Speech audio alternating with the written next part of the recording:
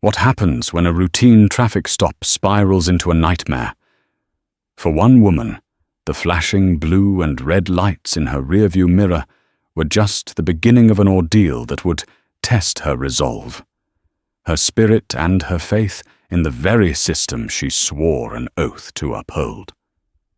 This isn't just a story about a wrongful arrest. It's a story about a dangerous assumption, a deep-seated prejudice, and the catastrophic moment a police officer clouded by his own biases decided to arrest the one woman in the city he absolutely shouldn't have. Stay with us as we unfold the gripping account of when power met its match and a badge was no shield for the hard, cold hammer of justice. The late afternoon sun of early autumn cast long, dramatic shadows across the manicured lawns of Oakwood Hills. It was a neighborhood of old money and new tech, where pristine Teslas hummed silently past stately brick Georgians. This was Officer Mark Callahan's kingdom. For 12 years he'd patrolled these quiet, winding roads, and he viewed himself not just as a cop but as a guardian, a gatekeeper. He knew the cars, the faces, the rhythm of the place. Anything that broke that rhythm that seemed out of place snagged in the net of his attention like a fly. Today the fly was a silver Mercedes-Benz S-Class. It wasn't the car itself that bothered him. Oakwood Hills was lousy with them. It was the driver. A black woman, her hair in intricate braids, was behind the wheel. She was on the phone, though he could see the telltale cord of an earpiece, making it technically legal. She looked young. Too young for a car that cost more than his condo. Callahan's jaw tightened. He'd been a cop long enough, he told himself, to know the score. He wasn't a racist. He was a realist. He worked on patterns, on instinct. And his instinct, honed over a decade of seeing the worst of people, screamed that something was off. The car was probably stolen or borrowed from a boyfriend who dealt on the other side of town. He followed her for 3 blocks, his Crown Victoria, a predator stalking its prey. He just needed a reason. He got it at the intersection of Crestview and Maple. The Mercedes slowed for the stop sign, but it didn't come to a complete 3-second halt. It was a rolling stop, a California stop. It was the kind of minor infraction he'd let slide 100 times a day for the residents he knew. But for this car, this driver, it was probable cause. It was his invitation. He hit the lights. The sudden explosion of red and blue filled the serene afternoon. Inside the Mercedes, Zara Sullivan sighed, a deep, weary sigh that carried the weight of a 70-hour work week. She had just finished a grueling preliminary hearing for a complex financial fraud case and was heading home talking to her mother in Chicago. "Ma, I gotta go," she said into her headset. "I'm being pulled over." "Zara, is everything okay? What did you do?" Her mother's voice was instantly laced with a familiar anxiety, an anxiety Zara had heard every time she mentioned police since she was 16. "I'm fine. Probably a tail light or something. I'll call you back." She disconnected the call, her heart rate kicking up a notch, despite her best efforts to remain calm. She knew the drill. It was a script she'd had to learn by heart, one that wasn't taught in law school. Hands at 10 and 2 on the wheel. Interior light on. Window down before he approaches. No sudden movements. She watched in the rearview mirror as Officer Callahan got out of his car. He was tall with a thick neck and a self-important swagger that was standard issue for a certain type of cop. He approached her passenger side deliberately, avoiding the driver's window, forcing her to lean over uncomfortably. A classic intimidation tactic. He tapped on the glass with his flashlight, even though the window was already halfway down. "License and registration." His voice was flat, devoid of any courtesy. Zara leaned over her movements, slow and deliberate. She retrieved the documents from the glove compartment. "Here you go, officer." Callahan's eyes scanned the documents, then flicked up to her, then back to the car's luxurious leather interior. "Zara Sullivan," he said, mispronouncing her last name. "Is this your vehicle?" "Yes, it is," she replied, her voice even. "Bit of a fancy car for—" He let the sentence hang in the air, thick with insinuation. Zara refused to take the bait. "Is there a problem, officer?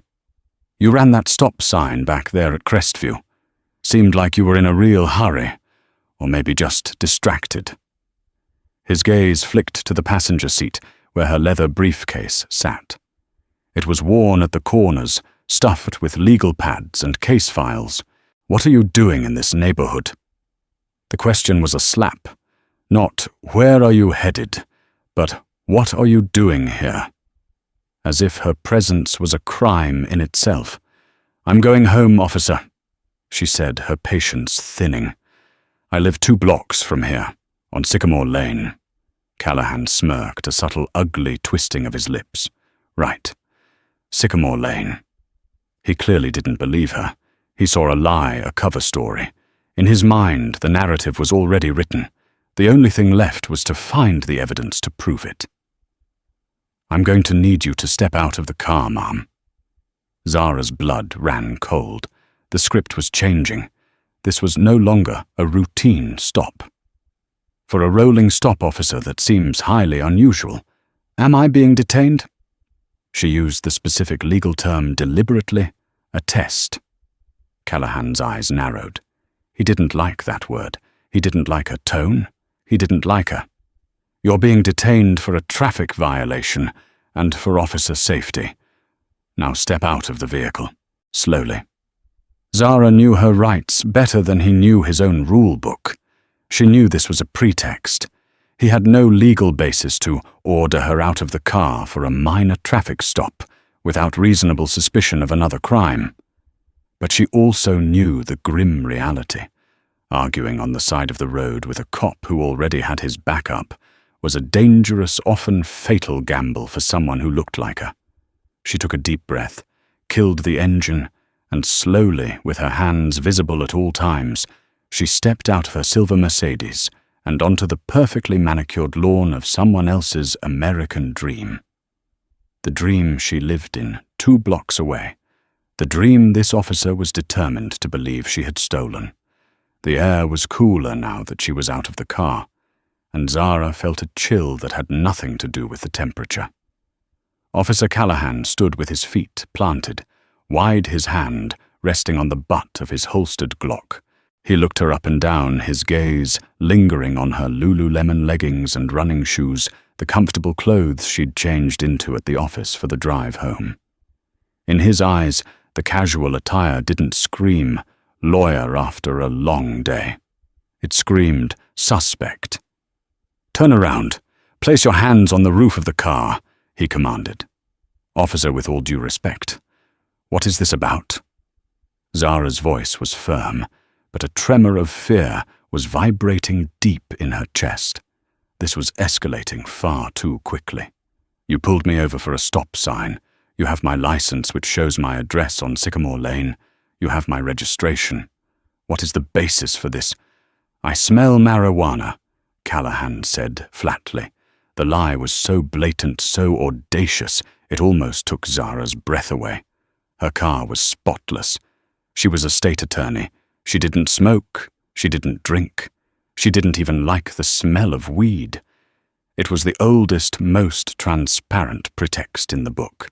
A ghost scent that gave cops carte blanche to search and seize. "That's impossible," she said, her voice rising slightly despite her control. "There is no marijuana in my car. I don't use it. You have no probable cause for a search." "My training and experience tell me otherwise." He shot back, his voice hardening. "And your attitude isn't helping you. Now hands on the car before I help you with it." Behind Callahan, his partner, a younger officer named Kevin Miller, had gotten out of the patrol car. Miller looked uneasy. He was new, just 6 months on the job, and still idolized Callahan's confident old-school approach. But this felt off. He couldn't smell anything, and the woman didn't fit the profile of a drug runner. Still, he was the rookie.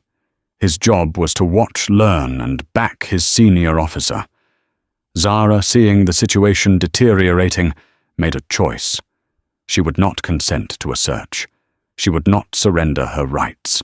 "Officer, I do not consent to a search of my person or my vehicle. If you wish to search my car, you will need a warrant." That was it. For Callahan, it was the final confirmation. Innocence, in his world, didn't argue. It didn't quote the law. It complied. This woman's refusal was, to him, an admission of guilt. He saw it as the defiance of a common criminal, not the principled stand of a citizen who knew her Fourth Amendment rights.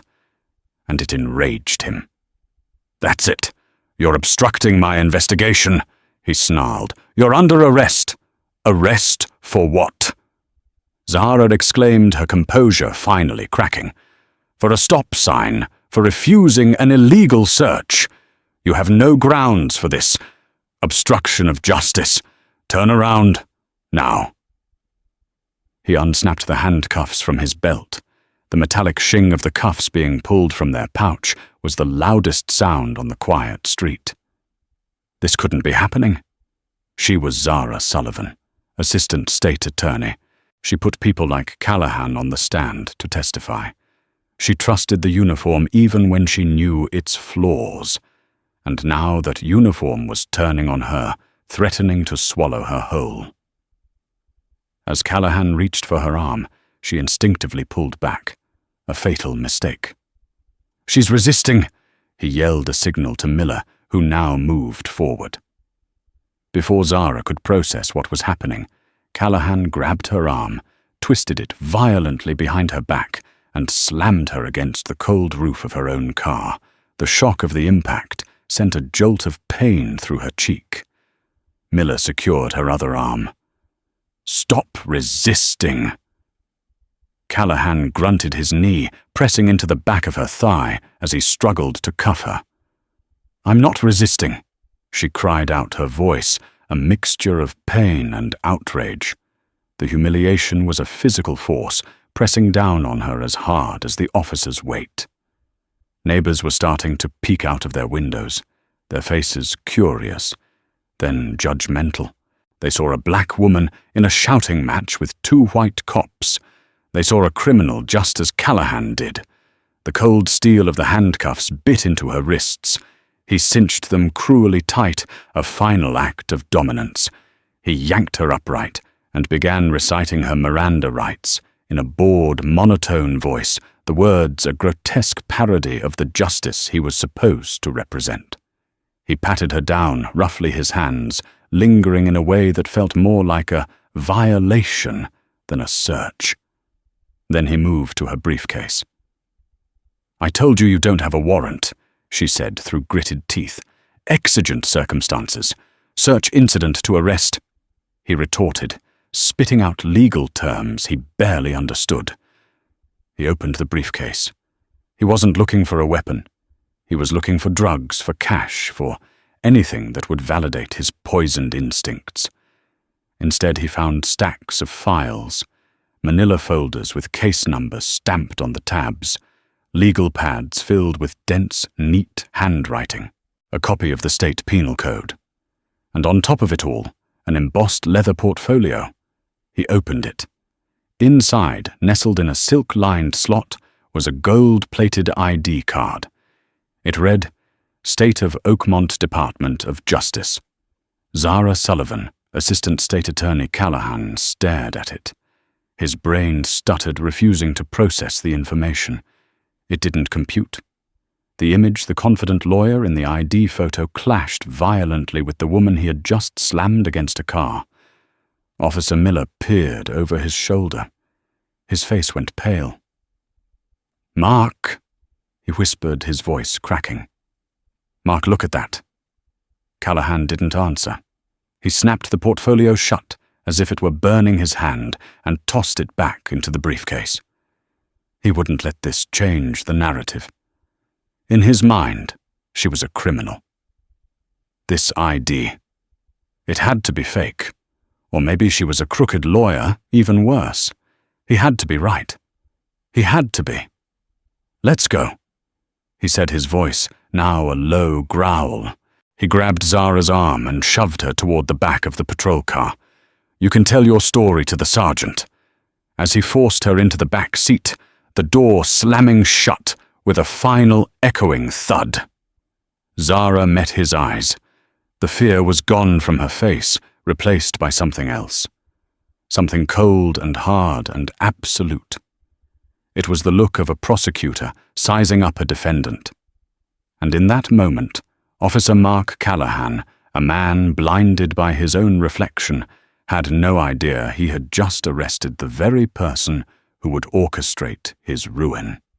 The 17th Precinct was a symphony of institutional beige and fluorescent hum. The air smelled of stale coffee, industrial cleaner, and quiet desperation. For Zara, being led through it in handcuffs was a surreal out-of-body experience. Cops she recognized, cops she had prepped for trial, looked up from their desks. Their faces registered a flicker of recognition, then confusion, then a quick, deliberate return to their computer screens. No one wanted to get involved. The blue wall was rising around her in real time. Callahan shoved her toward the booking desk, his grip on her arm still painfully tight. He was enjoying this, radiating a smug satisfaction. He had his story straight, a reckless driver in a suspicious car, the smell of marijuana obstruction, resisting arrest. A neat little package. "Got a live one for you," Sergeant Callahan announced to the desk sergeant, a heavy-set, balding man named Frank Rizzo. Rizzo looked up, his eyes immediately landing on the tightly cinched cuffs and the angry red mark on Zara's cheek where her face had hit the car. "What's the charge?" he asked, his voice gravelly. "Running a stop sign, for starters. Escalated to obstruction of a lawful investigation and resisting arrest. I'll have the full report on your desk in an hour," Callahan said, puffing out his chest. Zara remained silent. She knew anything she said now would be used against her. She was in his world, playing by his rules. For now. She was processed with a detached, humiliating efficiency.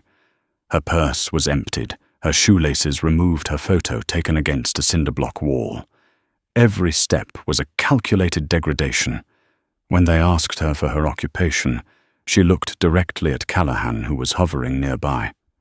"Attorney," she said, her voice clear and steady. Callahan scoffed audibly. "Yeah, right. A jailhouse lawyer, maybe." Finally, she was placed in a small, concrete holding cell. The steel door clanged shut, the lock echoing the finality of her situation. The cell smelled of urine and despair. She sat on the cold metal bench, the events of the last hour swirling in her mind. The fury was a hot coil in her stomach, but she forced it down. Anger was a luxury she couldn't afford. She needed to be cold, methodical. She needed to be a lawyer. Her own lawyer. "I get one phone call," she stated to a passing guard. The guard grunted, and after a few minutes led her to a grimy phone bolted to the wall in the booking area. Callahan and Miller were at a desk writing their reports, their heads together, likely synchronizing their lies. Callahan glanced up as she picked up the receiver, a triumphant smirk on his face. He expected her to call a frantic parent, a high-priced defense attorney, a bail bondsman. He wanted to witness her desperation. Zara dialed a number from memory, a direct line she had called 1,000 times. "State Attorney's Office, Major Crimes Division." The voice on the other end was crisp and professional. "It's Zara Sullivan for David Sterling," she said calmly. Callahan's smirk faltered. He knew that name. Everyone in law enforcement in the city of Oakmont knew David Sterling. He was the state attorney, the big boss, the man who decided which cops were heroes to be praised and which were liabilities to be prosecuted. A moment later, a new voice came on the line. "Zara, what's going on? I thought you were heading home." "Hi, David," Zara said, her tone as professional as if she were discussing a case brief. "Slight change of plans. I'm afraid I'm going to be late finishing up my report on the Henderson fraud case." There was a pause. "Late, are you okay? You sound strained." Zara took a breath. "I've been detained, David. I'm at the 17th precinct. I've been arrested."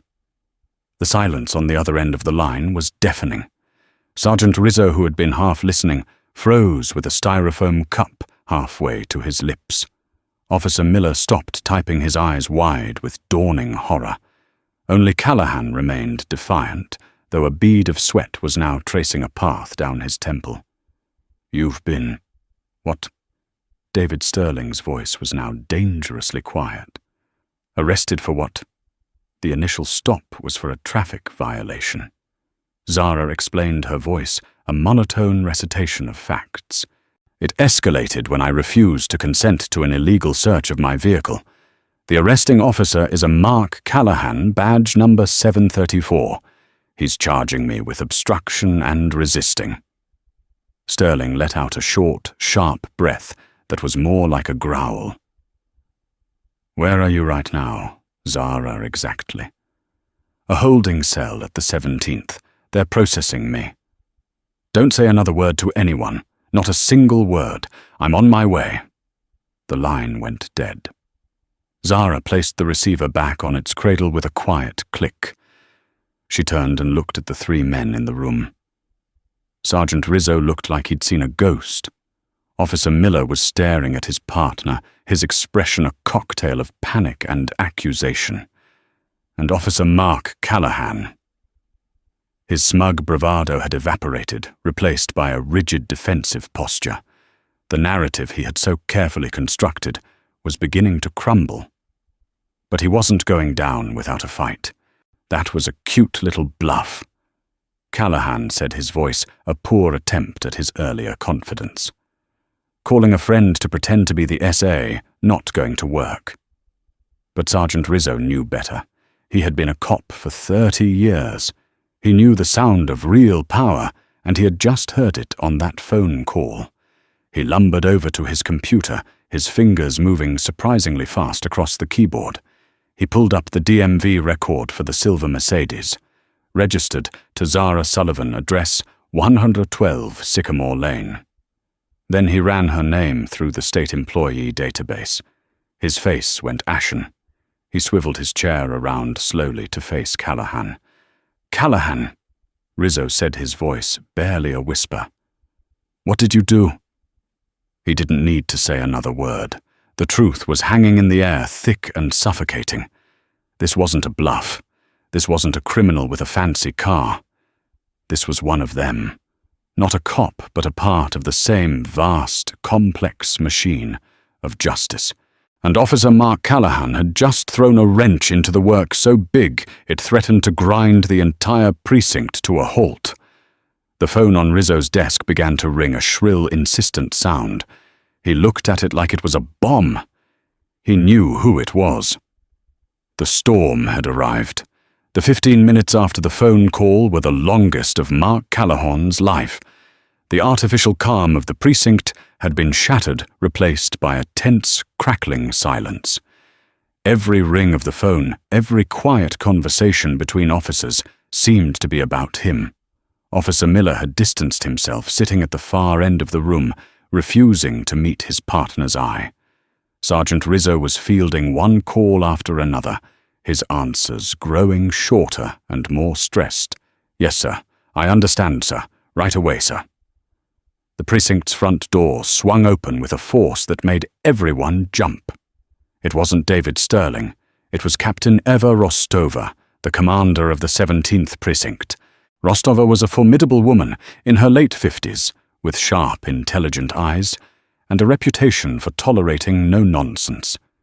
She had spent her career breaking glass ceilings in the department, and she had done it by being smarter, tougher, and more politically astute than any of her male counterparts. An incident like this in her command was a 5-alarm fire. Her eyes scanned the room and locked onto Callahan. "My office." "Now." She barked, not even breaking stride, as she marched down the hall. Callahan felt a knot of dread tighten in his stomach. He followed her, his boots suddenly feeling like they were made of lead. He closed the door behind him. "Talk," Rostova said, her arms crossed over her chest. "And don't you dare feed me the sanitized version you're writing in your report. I just got off the phone with the chief of police, who got an earful from the state attorney himself. So I want to know from you how a traffic stop in Oakwood Hills turned into me having to explain why one of the state's top prosecutors is sitting in my holding cell." Callahan, resorting to the only tool he had left, tried to bluster his way through. Captain, the suspect, was driving erratically. When I pulled her over, she became belligerent. I smelled marijuana, and when I attempted to investigate further, she obstructed and resisted. It was a by-the-book arrest. The fact that she's some kind of lawyer doesn't make her above the law. Rostova stared at him, her expression unreadable. "You smelled marijuana?" "Yes, Captain. A strong odor." "Did you find any marijuana on her person or in the vehicle?" "I hadn't completed my search before bringing her in." He lied. "So you have no physical evidence of the crime you used as a pretext to order her out of the car and initiate a search?" Callahan's mouth went dry. "My training and experience." "Your training and experience?" Rostova cut him off, her voice dangerously low. "Let me tell you about my training and experience, Callahan. It tells me you profiled a black woman in a nice car in a rich neighborhood. It tells me you got angry when she didn't grovel and kiss your ring. It tells me you trumped up a charge because she knew her rights and had the audacity to exercise them. And in doing so, you have brought a world of trouble down on this entire department." She leaned across her desk, her eyes like chips of ice. "Did you know that Zara Sullivan is the lead prosecutor on the city's racketeering case against the Marchetti crime family? The case that my detectives have spent the last 2 years building. The case that relies on the flawless credibility of law enforcement testimony. You didn't just arrest a lawyer, you idiot. You may have single-handedly torpedoed the biggest organized crimes prosecution in this city's history." The color drained from Callahan's face. "Get out," Rostova commanded. "Go to the booking desk and wait for me." As Callahan exited the office, his world spinning, he saw a tall, impeccably dressed man in a charcoal suit striding through the precinct. It was David Sterling. He moved with an aura of absolute authority, and the cops in his path parted like the Red Sea. He didn't look at Callahan. He didn't even seem to see him. Sterling walked straight to Sergeant Rizzo. "Where is she?" "This way, Mr. Sterling," Rizzo said, fumbling for the keys to the holding cells. Captain Rostova emerged from her office. "Mr. Sterling, on behalf of this precinct, I sincerely apologize." "Save it, Captain," Sterling said, cutting her off without malice. It was a simple statement of fact. Apologies were for later. "Just get her out." Rizzo unlocked the cell and Zara stepped out. She looked small and tired, but her back was straight, her chin high. She saw Sterling, and a flicker of relief crossed her face. "Zara, are you all right?" he asked, his voice softening. "I'm fine, David. A little worse for wear," she said, nodding toward the red mark on her cheek. Sterling's eyes darkened as he saw the injury and the deep welts on her wrists from the handcuffs. He turned his gaze on Callahan, who was standing frozen by the desk. For the first time, the full, undivided attention of the most powerful prosecutor in the state was on him. It felt like being pinned by a searchlight. "Officer Callahan?" Sterling said, his voice calm but laced with venom. "I want your name and badge number." Callahan swallowed hard. "Officer Mark Callahan. Badge 734. Captain Rostova." Sterling continued, never taking his eyes off the officer. "I want Officer Callahan and his partner, placed on administrative leave effective immediately. I want their service weapons, their badges, and all departmental property secured. I want copies of their activity logs for the past year, all incident reports they've filed, and every frame of dashcam and bodycam footage from this arrest." "Yes, Mr. Sterling," Rostova said immediately. The power dynamic had been completely inverted. Callahan, who, 30 minutes ago, had held absolute power over Zara's freedom and safety, was now the one being scrutinized, catalogued, and dismantled. Zara walked over to the property clerk's window to retrieve her belongings. As the clerk handed back her purse and phone, she paused. She looked at Callahan, whose face was a mask of disbelief and impotent rage. She walked directly up to him, stopping only a few feet away. She was no longer Zara, the victim handcuffed in the back of his car. She was Assistant State Attorney Sullivan, Officer Callahan. She said, her voice quiet but carrying across the silent room. "When you write your report about how you smelled a strong odor of marijuana, you should know that I will be subpoenaing the vehicle impound logs. I'll have my car taken to a private lab and swept for any trace of THC. It will of course come back negative. And when your sworn police report is directly contradicted by scientific evidence, I won't just be filing a civil suit. I will be opening a criminal investigation into you for felony perjury and falsifying a government document." She let the words sink in. "You made a mistake today. You thought I was just some woman you could bully. You were wrong." She turned and walked toward the exit with David Sterling at her side, leaving Officer Mark Callahan standing in the middle of the precinct, a man who had just begun to understand that his career wasn't just over. It was about to be dissected under a legal microscope, and he was the specimen. The days following Zara's arrest were not a time of quiet recovery, but of mobilization. The state attorney's office, a place normally concerned with prosecuting criminals, now turned its formidable investigative apparatus inward, targeting the very system it worked with every day. It was a delicate and dangerous operation, but David Sterling was resolute. He saw the attack on Zara not just as an injustice to his friend and colleague, but as a cancerous threat to the integrity of the entire legal system.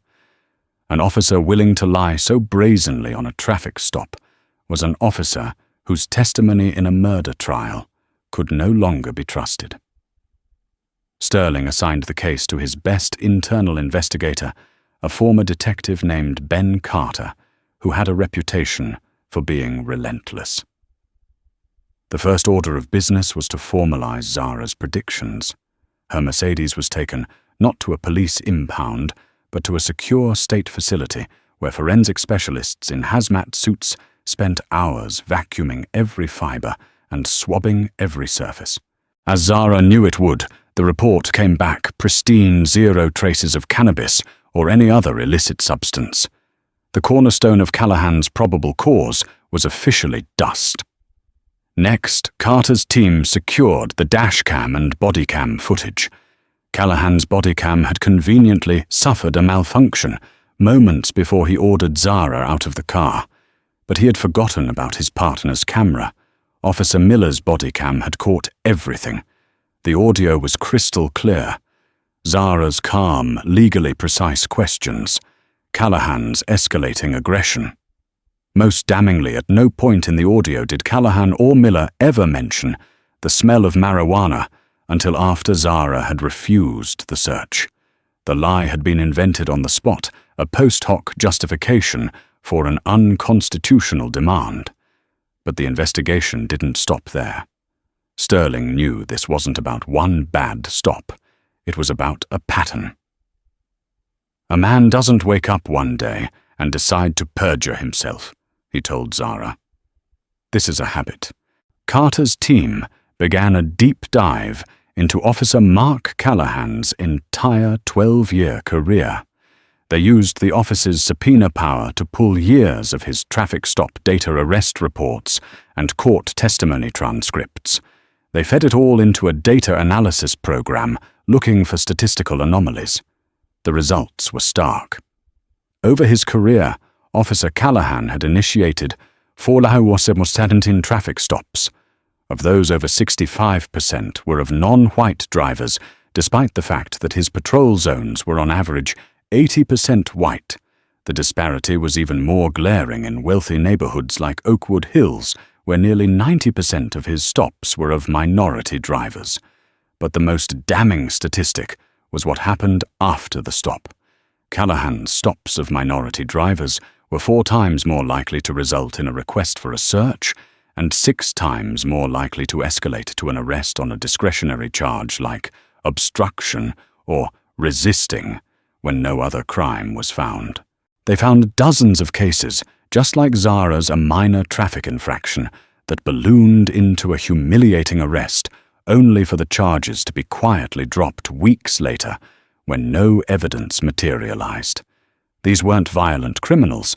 They were doctors, teachers, students, and laborers who had the audacity to be black or brown while driving through the wrong neighborhood. For years, Callahan had been using his badge to conduct a one-man war on anyone he deemed out of place. His victims, lacking Zara's resources and legal knowledge, had been unable to fight back. They took the plea deals, paid the fines, and carried the arrest records that stained their lives. As the data painted a grim picture, the human element came into focus. Ben Carter started making calls, tracking down some of the people from Callahan's past arrests. He found a young man named Jamal Peters, an engineering student who was arrested by Callahan 3 years prior for having a broken taillight. The stop had escalated with Callahan claiming he smelled marijuana. Jamal's car was torn apart on the side of the road. When nothing was found, he was arrested for disorderly conduct, for arguing about the search. The charge had cost him his scholarship. Carter found a woman named Maria Flores, a housekeeper, who was pulled over for weaving within her lane. Callahan had interrogated her about her immigration status, confiscated the cash she had saved for her daughter's quinceañera, claiming it was suspected drug money, and had her car impounded. She never got the money back. Story after story emerged, forming a mosaic of abuse, prejudice, and unchecked power. Zara read the compiled files in her office, a cold, sickening feeling washing over her. She had been the one with the power to fight back, but all these others, they had been silent victims. Her anger, once personal, now broadened. This was no longer just about her. It was about them. The final piece of the puzzle was Officer Kevin Miller. He was on administrative leave, his career in jeopardy. He was young, scared, and facing a choice: go down with Callahan or save himself. Captain Rostova, seeing a chance to clean her own house, brought him in for an official interview with Carter. At first, Miller was cagey, repeating the official story from the report. But Carter was patient. He laid out the evidence, the body cam footage that contradicted the report, the forensic analysis of Zara's car, the mountain of statistical data showing Callahan's pattern of racial profiling. "We know he lied, Kevin," Carter said, his voice gentle. "The question is whether you're going to lie for him. He's going down. You can be chained to him when he does, or you can be a witness for the prosecution. Your choice." Faced with the undeniable proof and the specter of a perjury charge that would end his career and possibly land him in jail, Miller cracked. He told them everything. He admitted he never smelled marijuana. He confessed that Callahan had bragged after the arrest, saying he was going to teach that hotshot bitch a lesson. He recounted dozens of other instances, the casual racist jokes in the patrol car, the way Callahan referred to certain neighborhoods as the zoo, the explicit strategy of using traffic stops to toss cars belonging to minority drivers in the hopes of finding something, anything, to to make an arrest stick. With Miller's testimony, the case against Callahan was no longer just a collection of data and files. It was a living, breathing testament to years of corruption. It was ironclad. And Zara Sullivan, the victim of the crime, was now ready to take her place as the chief architect of its prosecution. The decision to charge a police officer is never taken lightly. It sends shockwaves through the delicate ecosystem of law enforcement and the justice system.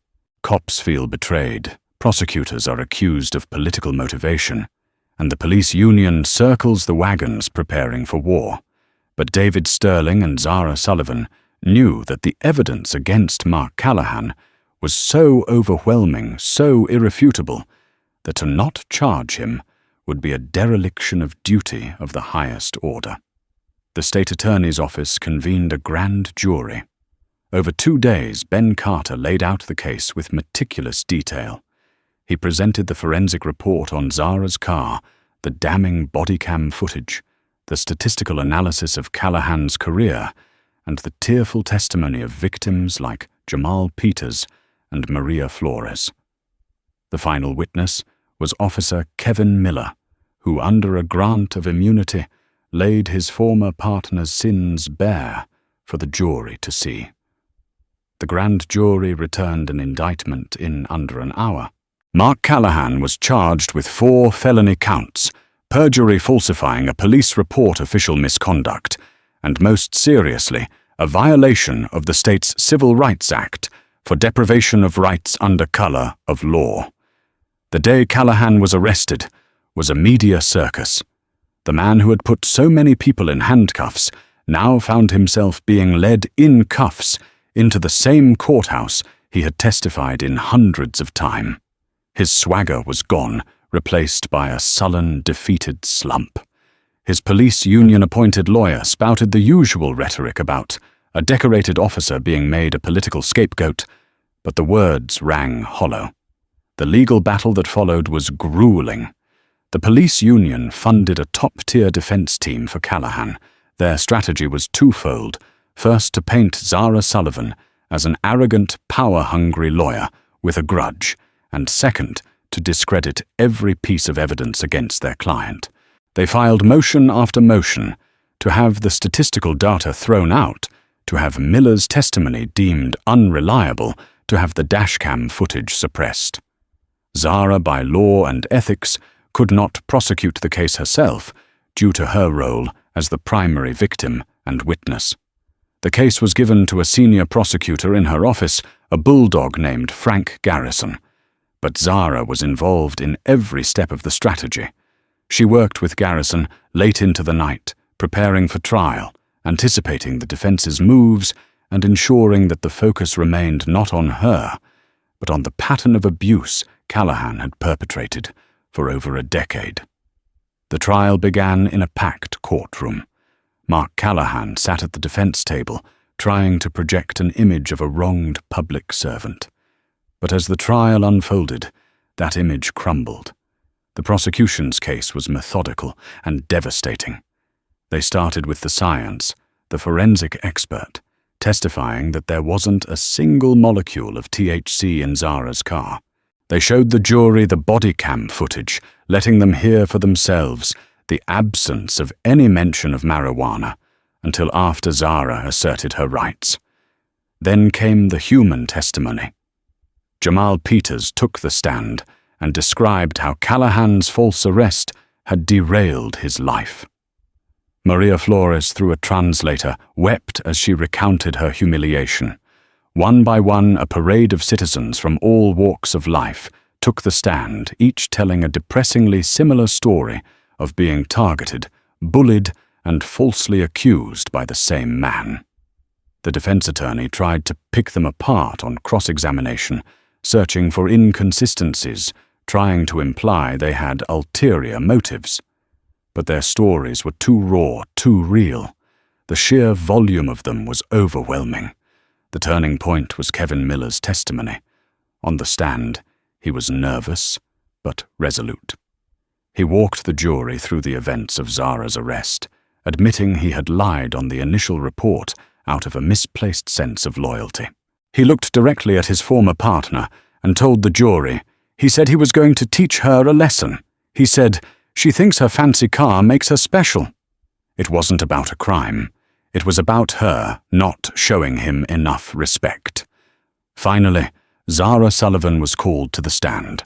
Dressed in a simple professional navy suit, she walked past Callahan without a glance. For hours she answered Garrison's questions, her voice calm and measured. She recounted the illegal order to exit the vehicle, the invented smell of marijuana, the slam against her car, the painful tightness of the cuffs. She spoke not as an angry victim, but as an expert on the law, explaining at each step how her rights had been systematically violated. On cross-examination, Callahan's lawyer tried to provoke her. "Ms. Sullivan, isn't it true you were angry, that you used your position to get back at an officer who was just doing his job?" "I was frightened," Zara corrected him calmly, "because I knew that what was happening to me was illegal. And I was saddened because I knew that if it could happen to me, a state prosecutor, then it was happening to countless others who didn't have my voice or my knowledge of the law. This isn't about revenge. It's about accountability." She held the jury captive. Her testimony was the final unshakable pillar of the prosecution's case. When it was time for the defense to present its case, their only witness was Mark Callahan himself. Against his lawyer's advice, he insisted on testifying. He took the stand and told a story of a dangerous and uncertain traffic stop, of a belligerent suspect, of the overwhelming smell of marijuana that he was sure was there. He tried to portray himself as the victim, a lone cop, standing against a vast conspiracy orchestrated by a vengeful lawyer. But under Frank Garrison's blistering cross-examination, his story fell apart. His lies became tangled, his explanations nonsensical. He grew angry and defensive on the stand, his true nature, the arrogant bullying persona, from the side of the road, shining through for the jury to see. By the time he stepped down, his credibility was in ashes. The jury was out for less than 4 hours. The court clerk read the verdict, his voice clear in the silent room. "On the count of perjury, we the jury find the defendant, Mark Callahan, guilty. On the count of falsifying a police report, we the jury find the defendant, Mark Callahan, guilty. On the count of official misconduct, we the jury find the defendant, Mark Callahan, guilty. On the count of deprivation of rights under colour of law, we the jury find the defendant, Mark Callahan, guilty." A quiet gasp went through the courtroom. Zara closed her eyes for a brief moment, a single tear tracing a path down her cheek. It was not a tear of joy, but of profound, weary relief. The hammer of justice had fallen, and it had fallen hard. The sentencing of former police officer Mark Callahan was a landmark event in the city of Oakmont. The judge, an elderly jurist with a reputation for being stern but fair, made it clear that he intended to send a message. "The public entrusts police officers with immense power," he said, his voice echoing in the solemn courtroom as Callahan stood before him. "They are given a badge and a gun, and are sworn to protect and serve all citizens equally. When an officer violates that trust, when they use their power, not to uphold the law but to abuse it, they commit a crime not just against an individual, but against the very fabric of our society. You were not a guardian, Mr. Callahan. You were a predator. You were not a gatekeeper of a community. You were a toll collector, and the toll you exacted was fear, humiliation, and injustice." He sentenced Mark Callahan to 5 years in state prison, with no possibility of parole for the first 3. A collective shock went through the gallery. Cops rarely served hard time. But the evidence was too egregious, the pattern of abuse too clear. As he was led away in handcuffs one last time, Callahan's face was a pale, slack mask of disbelief. The reality of his new life, one on the other side of the bars, was finally crashing down on him. For Zara Sullivan, the verdict was not an end, but a transformation. The ordeal had changed her. The thin veil of professional detachment she had always maintained had been torn away, revealing the raw vulnerability beneath, but also a new, fiercer core of purpose. In the aftermath, David Sterling's office launched a full-scale case integrity review of every single arrest Mark Callahan had ever made that resulted in a conviction. It was a monumental task. Over 200 cases were reopened. Dozens of convictions built solely on the word of a now convicted perjurer were overturned. Men and women who had lost years of their lives based on Callahan's lies were exonerated and released, their records expunged. The city of Oakmont paid out millions in civil settlements. The cost of one man's prejudice was staggering. Zara became the public face of this reform. Initially reluctant, she soon realized that her story carried a unique power. She wasn't an activist shouting from the outside. She was a prosecutor working from within. She began working with Captain Rostova, who was eager to salvage the 17th Precinct's reputation to completely overhaul the department's training protocols on traffic stops, de-escalation, and implicit bias. Her work caught the attention of the governor. 6 months after Callahan's sentencing, she was appointed to lead a new statewide task force on police accountability.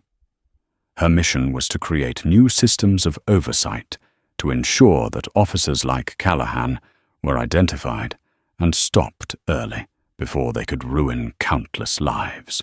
She found herself in a new role, not just prosecuting individual cases, but trying to heal a fractured system. It was frustrating, exhausting work filled with political battles and bureaucratic resistance. There were days she felt like she was trying to turn back an ocean with a bucket. One evening, leaving her office late, she saw a young woman waiting for her. She was a first-year law student, a black woman with bright, eager eyes. "Ms. Sullivan," the student asked, her voice nervous. "I'm sorry to bother you. My name is Maya. I'm at Oakmont Law. I wanted to thank you. Your story is the reason I decided to become a prosecutor." Zara looked at the young woman, and for the first time in a long time, she felt a sense of profound optimism. The system was flawed, the fight was long, but here was the next generation ready to pick up the torch. "It's a hard road," Zara told her, a small smile on her face. "They don't teach you in law school how to survive it. They only teach you the rules." "Then teach me," Maya said, her voice filled with determination. "Teach me how to do what you did." Zara looked out the window at the city lights twinkling below. The silver Mercedes was parked in the garage, a reminder of the day her life was irrevocably altered. It had been a symbol of her success, then a target for another's prejudice, and now a catalyst for change. The encounter with Mark Callahan had left a scar, but it had not broken her. It had forged her into something stronger. "All right," Zara said, turning back to the young student. "Let's get some coffee. We have a lot to talk about."